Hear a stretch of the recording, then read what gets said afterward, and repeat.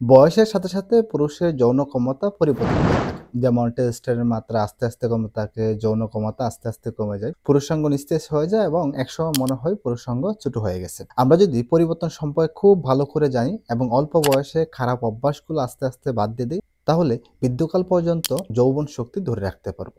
পুরুষের গোপন অঙ্গের বয়সভিত্তিক কিছু প্রাকৃতিক পরিবর্তন ঘটে, যা হরমোন, রক্ত চলাচল এবং স্থায়ী ব্যবস্থার উপরে নির্ভর করে। আজকের এই ভিডিওতে আমরা জানবো পুরুষের কোন বয়সে গোপনাঙ্গে কি কি পরিবর্তন ঘটে, হরমোনে কি কি পরিবর্তন ঘটে, কোন বয়সের যৌন ক্ষমতা উঠানামা করে, কোন বয়সে যৌন ক্ষমতা সবচেয়ে বেশি থাকে।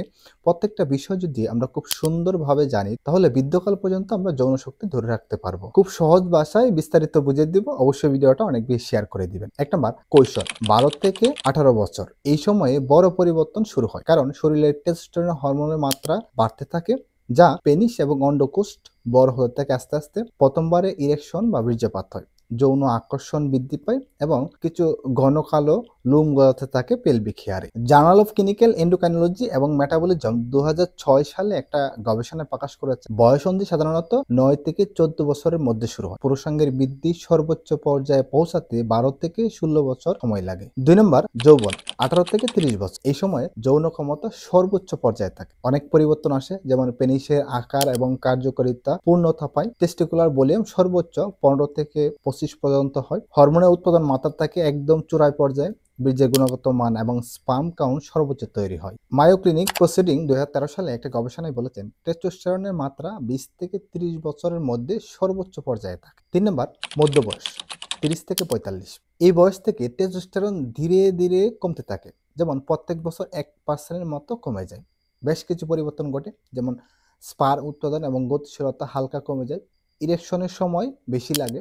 সকালে ইরেকশনের ক্ষেত্রে অনেক পুরুষদের ক্ষেত্রে হয় না। অনেক সময় দেখা যায় যে অন্ডকোষের অনেকটা দৃঢ়তা ঘটে। New England journal of medicine 2002 সালে একটা গবেষণা প্রকাশ করেছেন, 30 বছর বয়সের পর প্রত্যেক বছর টেস্টোস্টেরনের মাত্রা 1% করে কমতে থাকে। 4 নম্বর, 40 ঊর্ধ্ব, 45 থেকে 60।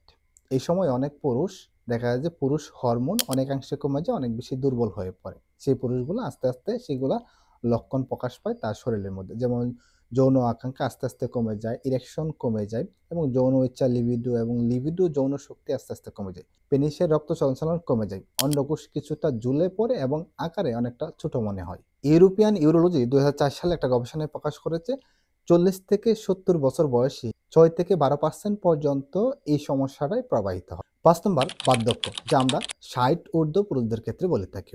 এই বয়সে টেস্টোস্টেরনের ঘাটতি এবং রক্ত প্রবাহের দুর্বলতা গোপন অঙ্গে আস্তে আস্তে বেশ প্রভাব সৃষ্টি করে, যা ইরেকশনের ক্ষমতা অনেকাংশেই ক্ষণস্থায়ী হয় বা কমে যায়। সামান্য ক্ষেত্রে দেখা যায় যে অনেকে টিস্যুটা অনেক বেশি ঢিলা হয়ে গেছে, লুজ হয়ে গেছে, যৌন আকাঙ্ক্ষা অনেকটা কমে যায়, বীর্যপাত দুর্বল হয় এবং বীর্যের পরিমাণও অনেকাংশে কমে যায়। সবচেয়ে বড় যে সমস্যা দেখা দেয় সেটা হচ্ছে প্রস্রাবের সমস্যা।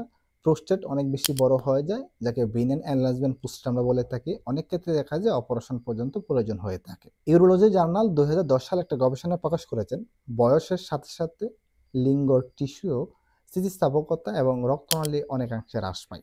পুরুষের গোপনাঙ্গের পরিবর্তন একটি স্বাভাবিক বয়সজনিত প্রক্রিয়া। এটি হরমোন, রক্ত সঞ্চালন, লাইফস্টাইল এবং মানসিক স্বাস্থ্যের উপর নির্ভর করে। নিয়মিত ব্যায়াম, স্বাস্থ্যকর খাবার এবং প্রয়োজন হলে কিছু হরমোন টেস্ট করে হরমোন থেরাপি নিলে আপনি অনেকাংশে ভালো থাকবেন। ধন্যবাদ সকলকে। এই ছিল আজকের মতো ভিডিওটা অনেক বেশি শেয়ার করে দিবেন। আপনার কোনো মতামত থাকলে অবশ্যই কমেন্ট করে জানাবেন।